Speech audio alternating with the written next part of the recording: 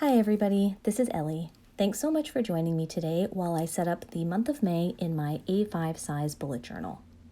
I thought that I would go ahead and try to film myself actually setting this up and then do a voiceover because my setups are so simple now that there isn't much to flip through and show you guys. So I really liked my April setup and I just flipped back there to remind myself what that looked like. You'll see me do that a lot. I'm basically replicating it for May with a few changes. I flipped my notebook upside down to cut the page on the right-hand side of the spread. This lets me have that little flap or Dutch door that you saw in April, which worked out really well for me. I'm using the Fiskars paper cutter, and I will go ahead and try to link all of the supplies that you see me using in the description box. I realized that it would have been even easier had I drawn the line where I wanted to cut, but it just took me a little while to straighten it out and it turned out just fine. I do like to keep the extra paper that I cut off in case I need it to cover up a mistake or for anything, so I usually leave it in the back pocket of the Leuchtturm. And here I am just using my corner rounder to round the flap. I'm showing you that I'm using a Staedtler Triplus Fineliner to go ahead and draw my calendar. It is a light gray color. It came in a multi-pack, so I don't see any sort of number or official color name on it. I also really like to use a flexible ruler. This is an A5 ring size ruler off of Amazon. It just is easier for me to get in closer to the binding, especially when, one side has more of a hump than another. I did go ahead before I started filming and put in all of the markings with my pencil, so I am following a guideline even if it's hard to see.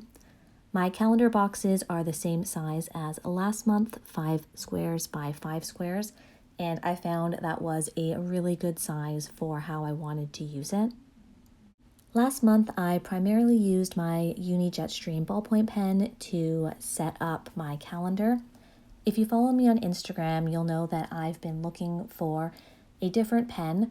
I wanted to try out maybe a gel pen, something archival, so waterproof and fade proof, because as much as I love my Jetstream, I was finding that it wasn't as consistent and clean on the Leuchtturm paper.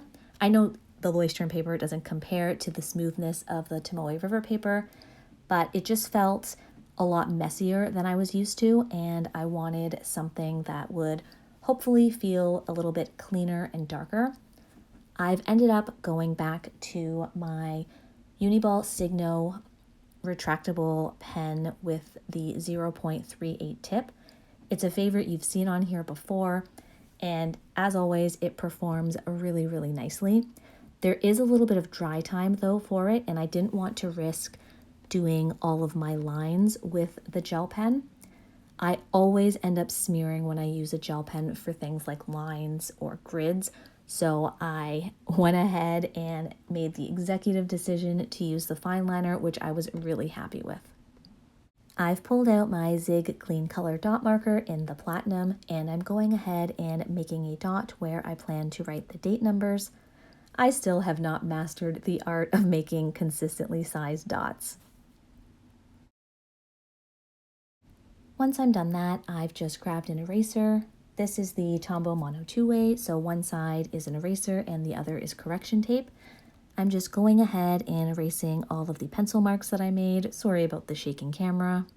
Before I put pen to paper and start dating this calendar, I pull out my future log from GoodINKPressions. That's in a pocket size, and I just reference it so that I am hopefully going to write the correct dates in the correct spaces. That is also a mistake that I've made in the past. Here is the Uni retractable pen that I was talking about. So I'm just going ahead and writing the numbers in those dots that I've already made. One tip that I've picked up from watching other planners who make their own calendars is to write the date first on each Monday of the month before you go through and fill out the entire calendar. This helps me stay on track and catch any mistakes earlier. Since I've been doing it this way, I haven't made any major mistakes, knock on wood. I do like to write the week number on the calendars, so I just write it to the left of the weeks, right beside the Mondays, and I use a pencil so that it's a lot lighter and more subtle. I mentioned earlier that my May setup would be very similar to April's, but there will be one major change, and that is the habit tracker. April was my first month using this type of habit tracker, which came from one of Ryder Carroll's bullet journal videos. And as you can probably tell from looking at it, it did not work for me. I'll go into more details about why I think that is when I do my April flip through. But the change that I decided to make was to go ahead and make a horizontal tracker. I've mentioned before that I use the PowerSheets goal planner, and the way that they have their trackers set up is in a horizontal format. So that is very familiar to me and has been something that I've been pretty consistent with in the past.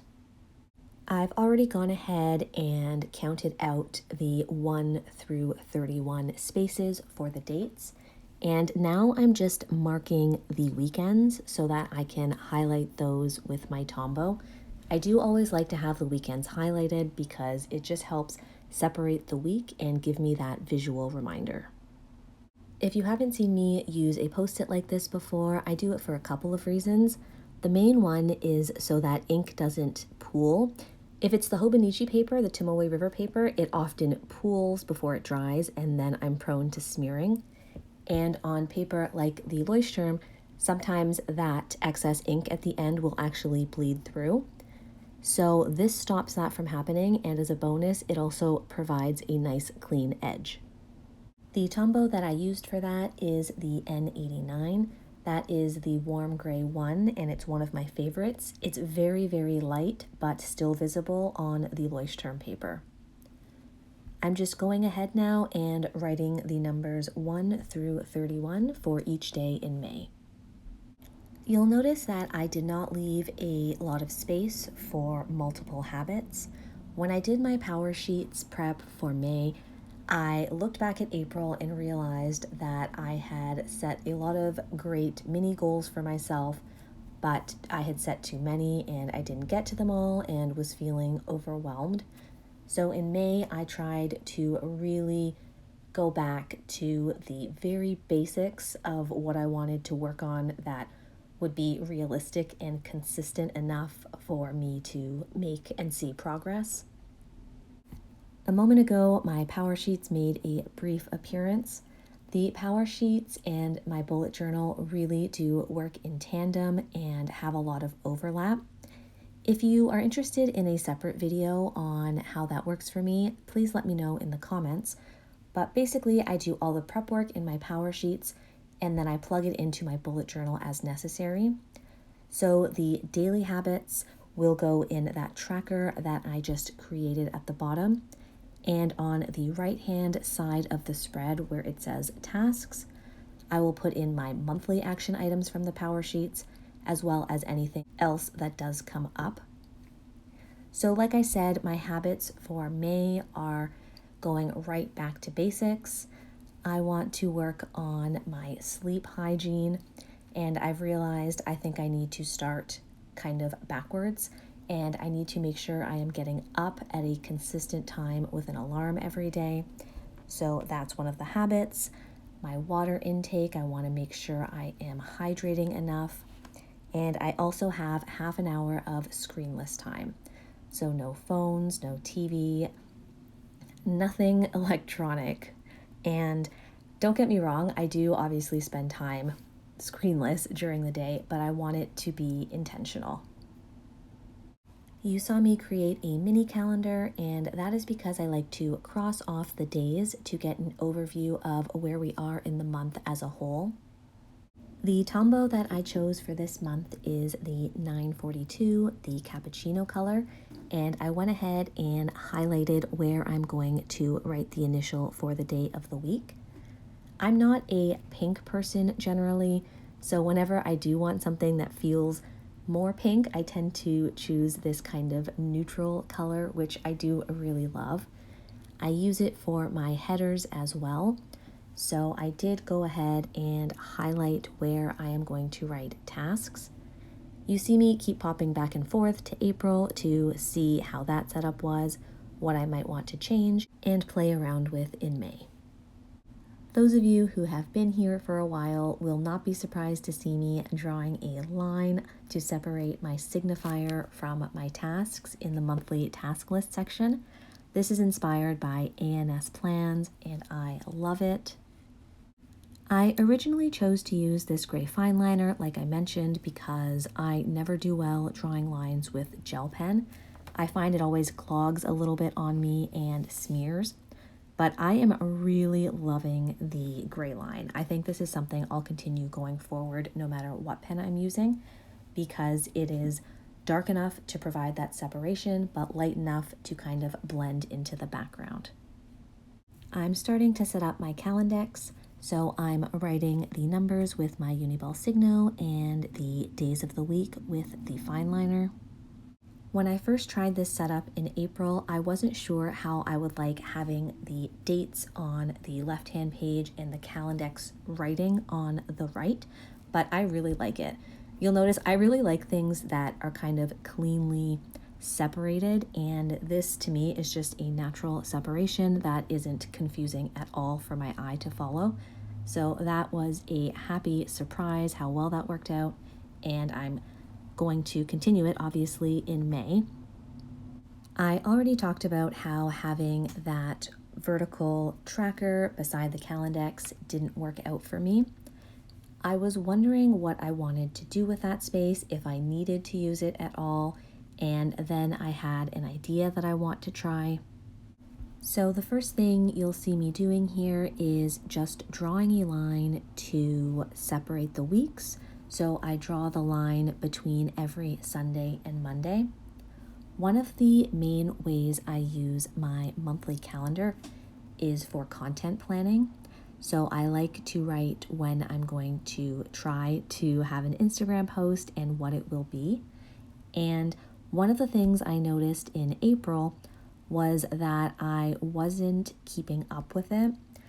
I would sometimes make a schedule and then not follow it, and then it was starting to get messy when I had to cross things off or migrate them.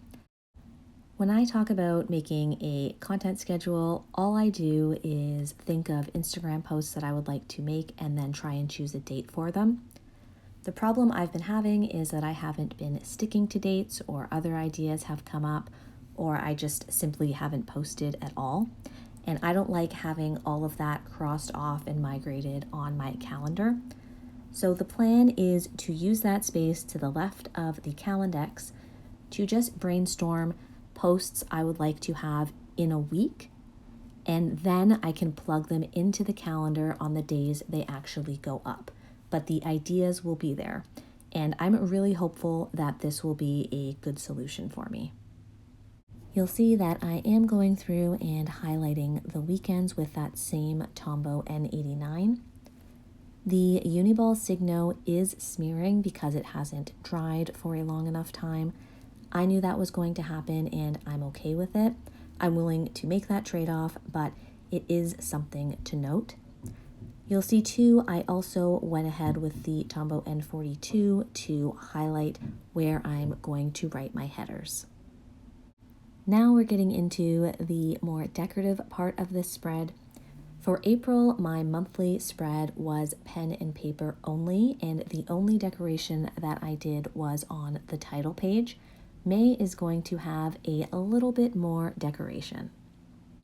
This is a piece of vellum that I have from Mrs. Brimbles' Etsy shop, and it was left over from some other cuts I made, and you can see it's not wide enough to cover the whole A5 page.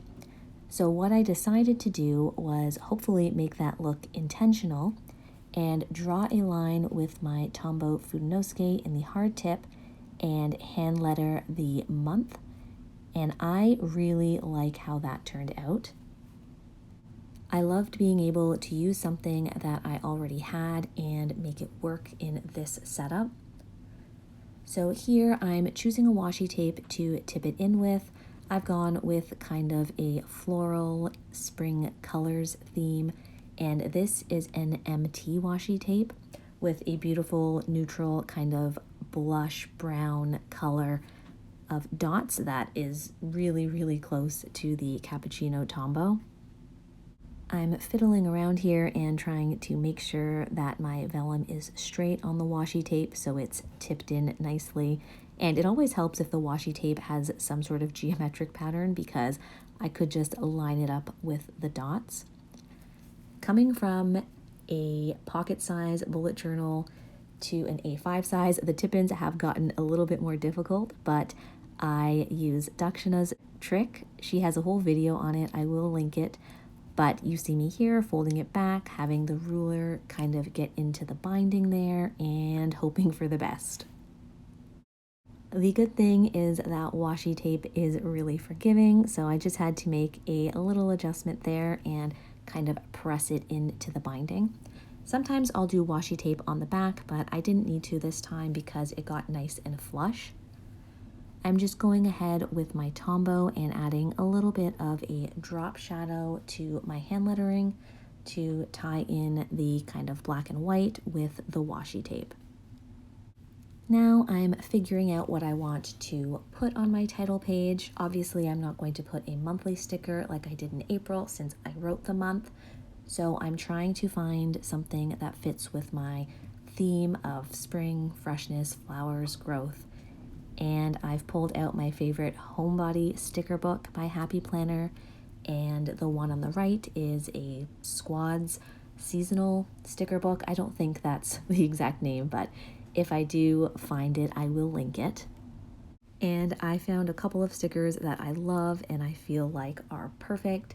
So the black and white one that says "Just Keep Growing," and the girl sitting cross-legged, which to me looks like she's either meditating or just being mindful outside. So I just moved her so that it looks like she's sitting right on top of that label.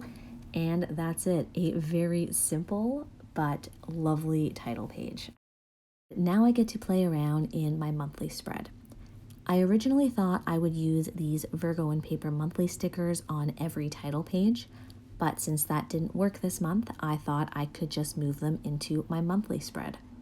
I absolutely love these stickers, the design, the sketchiness, the simplicity, and the fact that they're clear, because then there's no kind of stark white contrast with the cream colored Leuchtturm paper. I am also pulling in some washi tape, so I have that same MT washi tape that I've laid down, and I'm going to go ahead and put the May sticker down with just a little bit of an overlap. I never plan out my layouts completely ahead of time, whether it's decorative or functional, because I really need to see things before I can make any kind of final decisions. So I'll often know the bare bones and then just play around with small changes. So that is a Note and Wish washi tape. They are one of my all-time favorite shops, and I love the neutral gridded style. Now I'm just going in to write my headings. One of the ways to avoid the smearing problem is to put your highlighter down first and then just writing on top of it. The reason I didn't do that for the Calendex is simply because I was too lazy to go in and mark out where all the weekends would be and highlight those first. But it's definitely extremely handy. I am also using my future log here to start filling in my calendar. I am working on using my calendar in a very consistent way, and by that I mean each box has a mini format I'm trying to follow. So the very top line where the number is, I will highlight and write any holidays, statutory or otherwise, that month. So I use my Tombow of the month, and in May we have Mother's Day and Victoria Day in Canada. The second line in each box will be for any appointments, which I will write in a red pen if I have it handy. The third line is for birthdays or special events, and the fourth and fifth line are for my content scheduling. So usually just Instagram posts. I might also see about incorporating kind of my YouTube schedule in there, but I haven't decided yet. I just find that when it's consistent, my eye knows what it's looking for and it's just easier.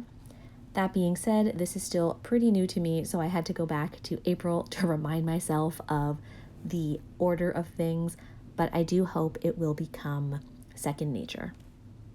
So this is what I mean when I talk about having kind of a bare bones setup and then adding to it as I want or need to. So I went ahead and highlighted the weekends on the mini calendar.